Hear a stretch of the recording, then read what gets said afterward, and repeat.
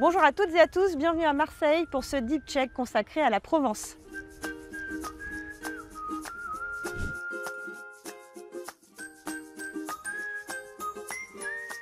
Nous démarrons ce Deep Check avec Charlie Barla. Bonjour Charlie. Bonjour Marie-Hélène. Vous êtes vice-président délégué à la valorisation et l'innovation à l'Université d'Aix-Marseille. En quoi ce territoire est dynamique en matière de Deep Tech?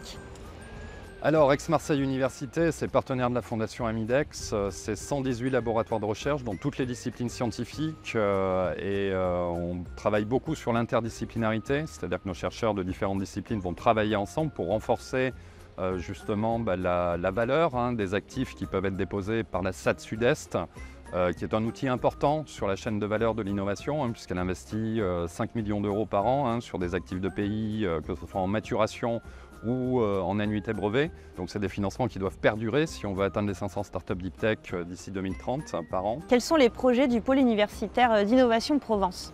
Alors le pôle universitaire d'innovation Provence, il y a 4 actions. La première, c'est de sensibiliser nos étudiants en licence et en master avec un diplôme d'université innovation qui sera lancé en septembre 2025 et financé par 6M+.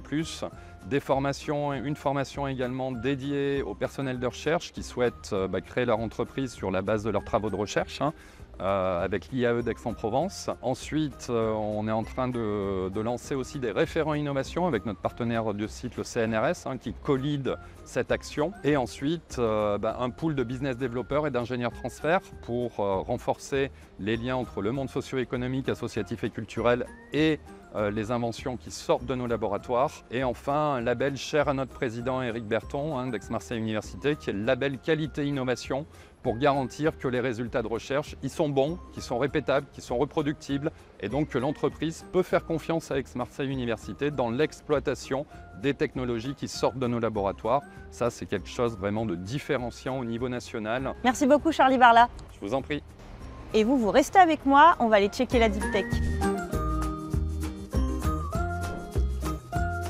Premier check de ce Deep Check Provence, nous sommes au Technopole de l'Arbois et l'on retrouve Renaud Alouche. Bonjour Renaud. Bonjour. Vous êtes directeur communication chez HSL Technologies. Votre technologie révolutionne le stockage et le transport de l'hydrogène. De quelle manière?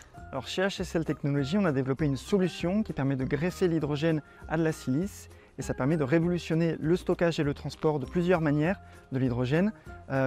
C'est une solution en fait qui permet de transporter l'hydrogène sous forme liquide de manière stable, avec des contraintes de température et de pression classiques, atmosphériques classiques, et sur des longues distances. On peut réussir de manière non toxique du coup à transporter l'hydrogène sous forme liquide sur des longues distances, ce qui est un petit peu nouveau dans le milieu et ce qui nous permet d'avoir des belles perspectives pour l'avenir. C'est quoi l'actualité d'HSL Technologies? Dans les locaux que vous voyez ici, on a réussi à mettre en œuvre l'installation d'un hall d'essai. Ce hall d'essai, c'est très important pour nous parce qu'aujourd'hui, on fonctionnait en format laboratoire un petit peu éparpillé.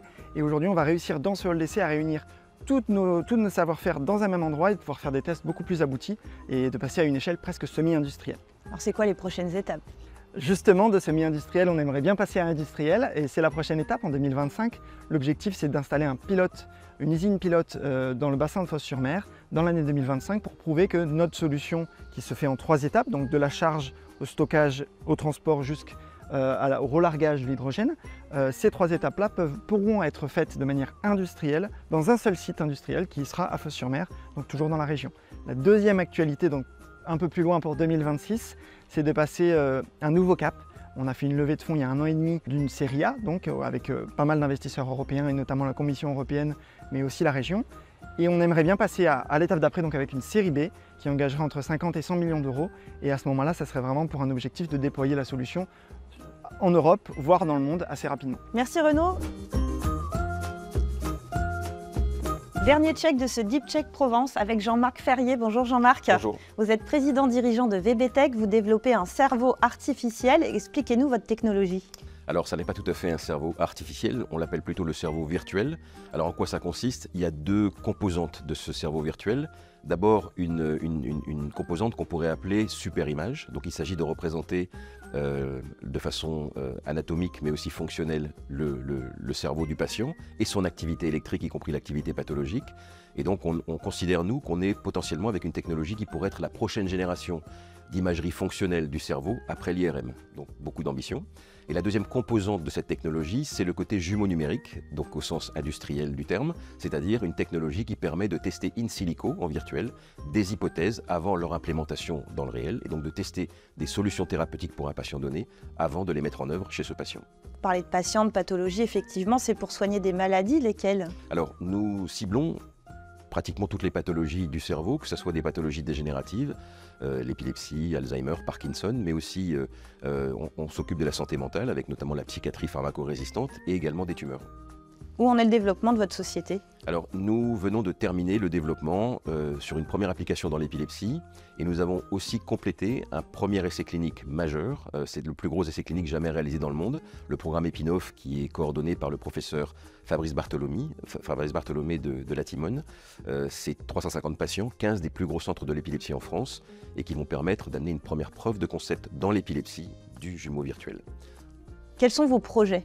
Alors maintenant, nous nous tournons vers l'accélération de la pénétration commerciale de deux marchés prioritaires, les États-Unis et la France. Et pour ça, nous allons lever des fonds avec une échéance, on va dire, la mi-année prochaine. Et nous sommes accompagnés pour ça par un partenaire régional qui s'appelle Rise Partners. Eh ben, bonne continuation, Jean-Marc. Merci. Et merci à vous. Merci.